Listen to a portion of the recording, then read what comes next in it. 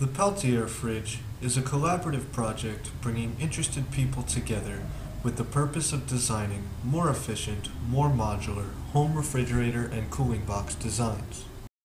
This design, with just under 5 cubic feet of internal space, uses no screws or fasteners for construction.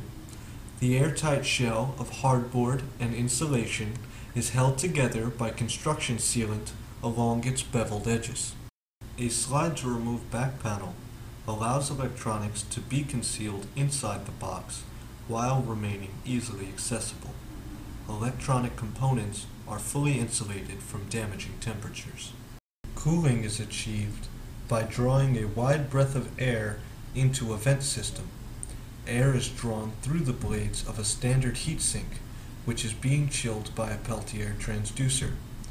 All of the air contained in the fridge is pulled through the heatsink approximately 7 times per minute, reaching cold temperatures very rapidly. The project is completely open source. This half-fridge sized model is version 1. I am raising capital to build this prototype as well as a full-size prototype for proof of concept. The build will be thoroughly documented and recorded from start to finish.